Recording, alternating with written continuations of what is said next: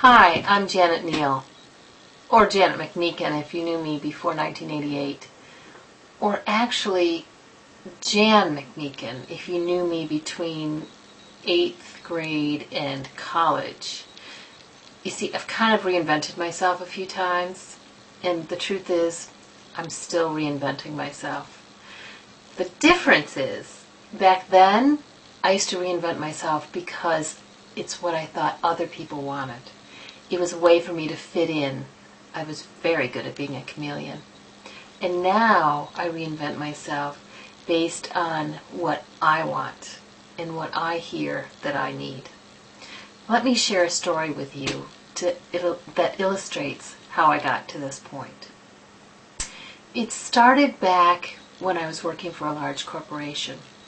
And it was one of those jobs where I'd done it for a while, it was okay, but it wasn't feeling right, and yet I wasn't ready to acknowledge that feeling. So it started almost with a little tap on the shoulder, a little whisper. And what happened was I was working on a huge competitive deal that I won after a year of working on it, and it was so exciting. And then what happened was my company couldn't deliver, and we lost the job. It was devastating to me. That was the first hint. The second thing that happened was that I was working on another deal, and I was working with a company that had stopped the relationship with us years ago, and I was effectively bringing it back. So much so that what had been dormant now was becoming a gold mine. My manager saw that, swooped in, pushed me aside, and took over the account.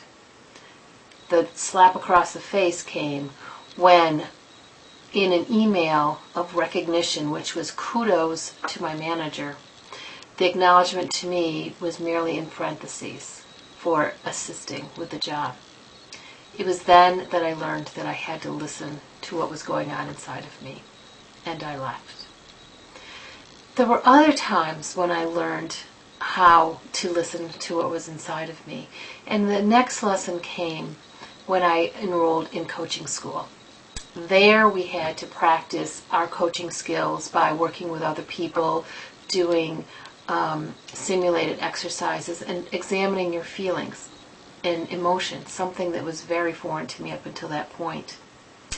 There was a mixture of people in the class. There were the expected therapists and a lot of people who just wanted to help others. There was a lot of corporate refugees, and then there was Virginia. Virginia was one of those people that wore the most outrageous, interesting clothing, and she had this huge laugh. Her energy just enveloped the room.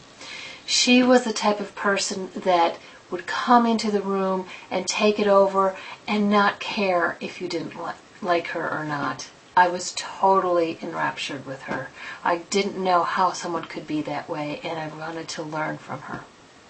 One day we're at a coffee shop, and she was talking and telling some story, and I just was fascinated by these bracelets that she was wearing. They were silver charm bracelets that made the most delightful little noises. And so I mentioned something to her about it, and she immediately took one off and gave it to me and said, "Here, have it." I immediately said, "No, I can't accept something like that." And she said, "Listen, they're from the dollar store, don't worry about it." So I took it and put it on, and I could not help but smile. That little bracelet felt more like me than any corporate suit I had ever put on. And I made a vow to myself right then and there that that bracelet was going to be a symbol to me of that creative self that I had long ago put aside. I was not going to buy any more clothing unless that bracelet would go with it. And so I have. And so that little bracelet to me has been that external reminder that to listen to what is inside of me. There's lots of people who, when faced with some sort of a decision and don't know what to do, will say something like, "What would blank do?" Looking outside themselves. I myself, for many, many years, would always look outside myself for the answers. And now I still look outside myself, but it's just for that external reminder to listen to what's inside of me. Virginia's bracelet. So my wish for you is that you may find your Virginia's bracelet, that you may find something to remind you to listen to yourself, whether it's that little whisper, a big roar, a slap upside the head, or just the tinkle of a lovely little bracelet. May you find your path today.